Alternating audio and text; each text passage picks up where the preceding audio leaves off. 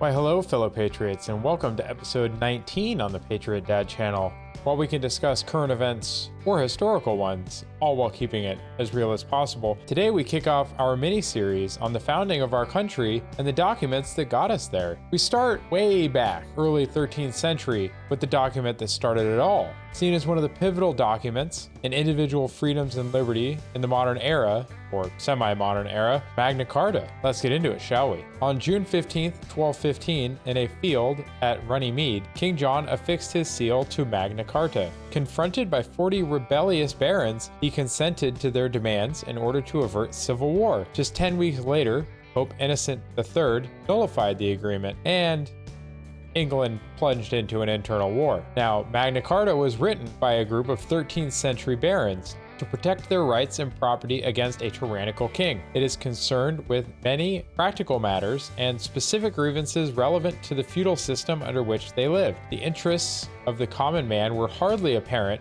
in the minds of the men who brokered the agreement, but there are two principles expressed in Magna Carta that resonate to this day. Those two principles are that no free man shall be taken, imprisoned, deceased, outlawed, banished, or in any way destroyed, nor will we proceed against or prosecute him except by lawful judgment of his peers or by the law of the land, as well as to no one will we sell, to no one will we deny or delay right or justice. So those two concepts are very important, and we see those two concepts and many other parts of Magna Carta reflected in the founding documents of the United States over 550 years later. During the American Revolution, Magna Carta served to inspire and justify actions in liberty's defense. The colonists believed that they were entitled to the same rights as Englishmen, rights guaranteed in Magna Carta. They embedded these rights into the laws of their states and later into the Constitution and the Bill of Rights. The Fifth Amendment to the Constitution, no person shall be deprived of life, liberty, or property without due process of law, is a direct descendant of Magna Carta's guarantee of proceedings according to the law of the land. This idea that even members of the nobility could challenge the powers of a king was new to society at the time. The barons that gathered together to oppose King John and threaten civil war, if not for concessions of authority and power, was novel and laid the groundwork for a freer society later on down the road if these concepts could survive the test of time and the harsh controls that tend to come with monarchy and oligarchy. This concept of no taxation without consent or representation owes its origins to Magna Carta as well. Magna Carta stated that no taxes could be demanded without general consent of the realm, meaning the leading barons and churchmen. It re-established privileges which had been lost, and it linked fines to the severity of the offense so as not to threaten an individual's livelihood. It also confirmed that a widow could not be forced to remarry against her wishes. Now these all sound kind of minor, but really when you look at it, it was revolutionary at the time. A few key articles from Magna Carta that carry forward to more modern times and are reflected in both the Declaration of Independence and the Constitution were clauses 30, 38, and 39. Clause 30 states that no sheriff, royal official, or other person shall take horses or carts for transport from any free man without his consent. Now, this seems kind of odd, and at the time, in the context, it probably made a lot more sense than it does to us today. But you know what it does sound like a lot? Clause 30 sounds a lot like your right to not have your effects searched and seized without due process or your consent. This, to me, appears to be a precursor for the U.S. Constitution's Fourth Amendment, which states that the right of the people to be secure in their persons, houses, papers, and effects against unreasonable searches and seizures shall not be violated, and no warrant shall issue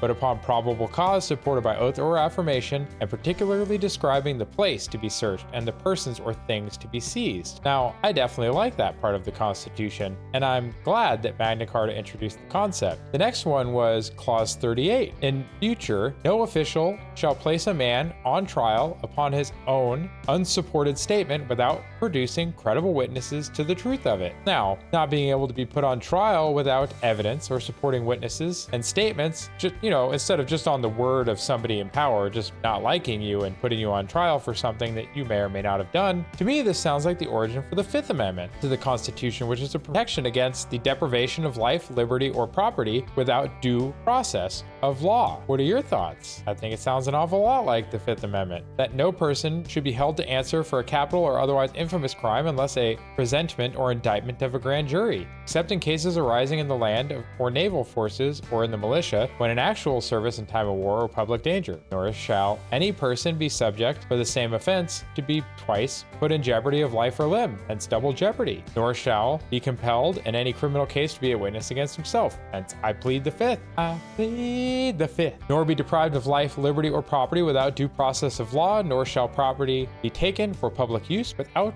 just compensation.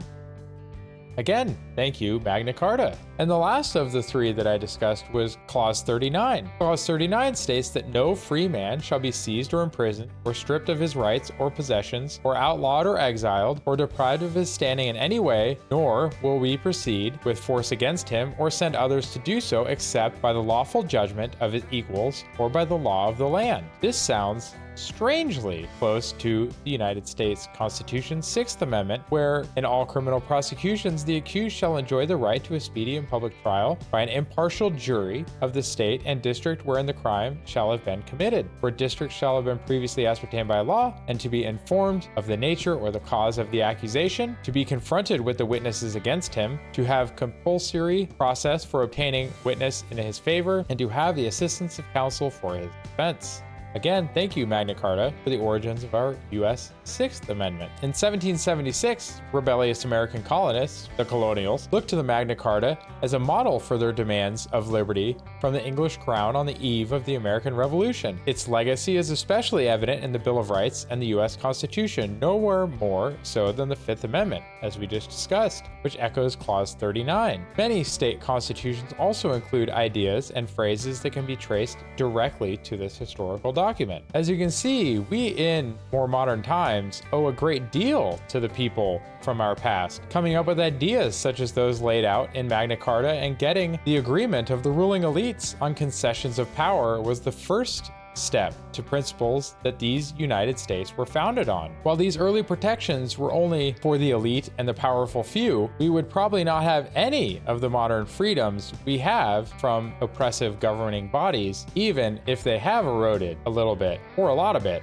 at this point. Thank you for watching today's video. If you enjoyed it, please give it a thumbs up and leave a comment below. If you want to see more videos like this, please subscribe to my channel and hit the bell icon to be notified when I upload new content. Please share this video with family and friends, prayer groups, Bible studies, co-workers, and whoever else you might want to. Make sure to also leave a comment if you have a recommendation for a future topic that you would like to see. Next week, we are going to be delving into the Declaration of Independence and how it was so finely crafted to set up the founding of the greatest nation that this world has ever seen and may ever see. If things continue on the course they are, and things get worse and worse, I don't know if this world will ever see it again. But let's pray it doesn't come to that. Take care, everyone. God bless, and bye for now. Go ahead and check out one of the links on the screen now to either subscribe to the channel and see the rest of the videos of the channel, or one of the carefully selected videos that you may wish to see that YouTube has used its algorithm to select for you.